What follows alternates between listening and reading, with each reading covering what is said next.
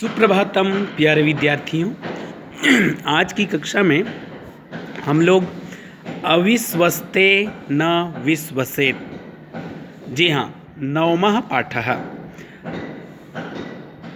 जो अविश्वसनीय हैं ऐसे लोगों पर विश्वास नहीं करना चाहिए। कैसे, तो हम इसे इस कहानी के माध्यम से समझेंगे। अविश्वस्ते न विश्वसेत्, नवमः पाठः। जो अविश्वसनीय है उस पर विश्वास नहीं करना चाहिए। एकदा एकस्मिन् वने एकः श्रीगालः भोजनं प्राप्तुम् इतस्ततः भ्रमति स्म। एक बार एक जंगल में एक सियार भोजन प्राप्त करने के लिए इधर उधर घूम रहा था।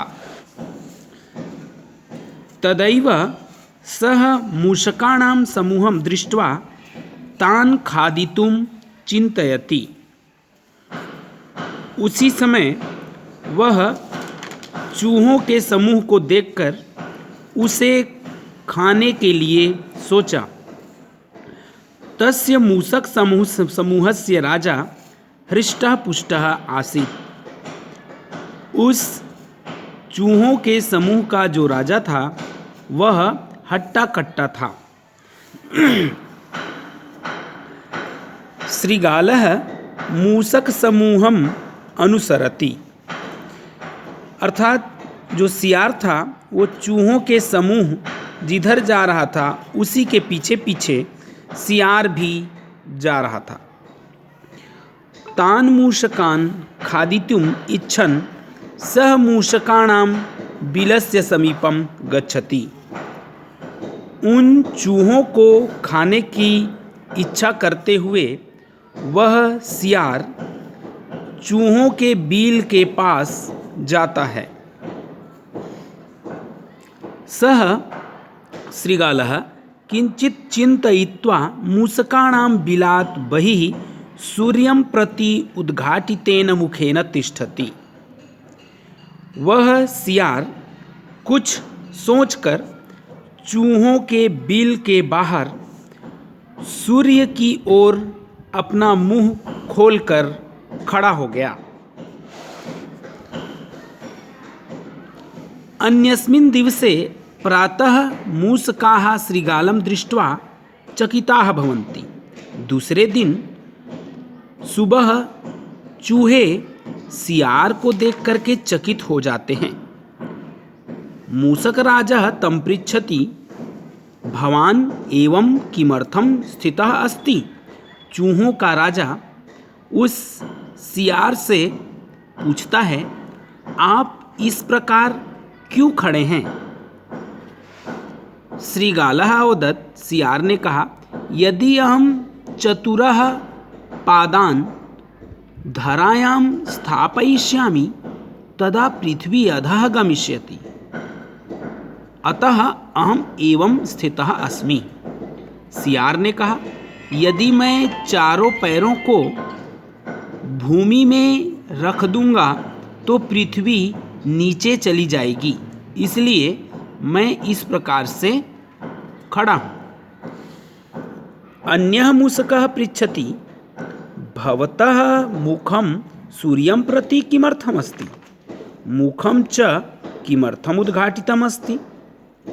अब दूसरे चूहे ने पूछा श्रीगाल से कि आप अपने मुख को सूर्य की ओर क्यों किए हैं और मुख को खोलकर क्यों रखे हैं।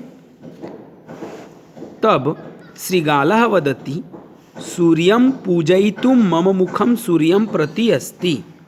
सियार कहता है, सूर्य की पूजा करने के लिए मेरा मुंह उसकी ओर है।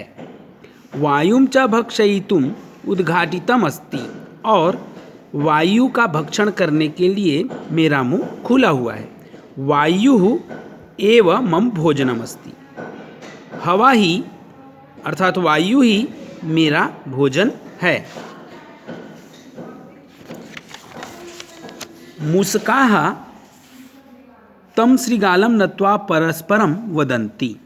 चूहे उस सियार को प्रणाम करके और आपस में चर्चा करने लगते हैं। ऐसा श्रृगालः कश्चन महात्मा एव। यह सियार कोई महात्मा ही है। वयं प्रतिदिनमत्र आगत्य अस्य सेवां कृत्वा पुण्यं प्राप्स्यामः। हम प्रतिदिन यहाँ आकर के इनकी सेवा करेंगे श्रृगाल की और पुण्य प्राप्त करेंगे। मूषकाः प्रतिदिनं तं श्रृगालं सेवितुं तत्र आगच्छन्ति स्म। अब प्रतिदिन चूहे सियार की सेवा करने के लिए आते थे। अवसरं च प्राप्य स धूर्तः श्रृगालः प्रतिदिनम एकम मूषकम खादति स्म। जैसे ही अवसर पाता वह धूर्त सियार प्रतिदिन एक चूहों को खा जाता था। केषुचित् दिवसेषु स श्रृगालः हृष्टः पुष्टः अभवत्। कुछ दिन के बाद वह सियार हट्टा कट्टा हो गया। इदं दृष्ट्वा मूषकाः परस्परं वार्तालापं कुर्वन्ति। यह देखकर कि यह सियार हट्टा कट्टा हो गया है, तब चूहे आपस में बातचीत करते हैं। एकः मूषकः मूषकराजं प्रणम्य अवदत्, महाराज, स श्रृगालः वायुं भक्षयित्वा अपि हृष्टः पुष्टः अभवत्। महाराज, एक सियार जो है मूषक राज को प्रणाम करके कहता है, महाराज, वह सियार वायु को खाकर भी हट्टा कट्टा हो गया है, परंतु अस्माकं संख्या न्यूना जाता, परंतु हमारी जो संख्या है वह कम हो गई है। वयं शंकाशीलाः स्मः, हम को संशय है। मूषकराजः तान् अवदत्। मूषकराज ने अपने चूहों को कहा, अहमपि एवं चिंतयामि, मैं भी यही सोच रहा हूँ। मम शंका श्रृगालस्य उपरि एव अस्ति। मेरी शंका सियार के ऊपर ही है। अहम अवश्यम एव अस्य कारणं ज्ञास्यामि। मूषकराज ने कहा, मैं अवश्य ही इसका कारण जानूंगा। भवन्तः अधुना गच्छन्तु। अभी आप लोग चले जाएं। अग्रिमे दिवसे योजनानुसारं सर्वे मूषकाः दूरं गच्छन्ति। दूसरे दिन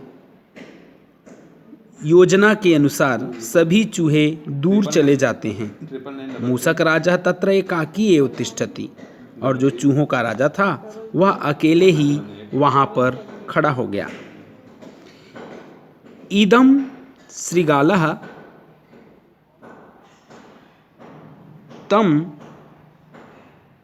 मूषक राजम प्रहरन्ति। यह देख करके कि चूहों का राजा अकेला है,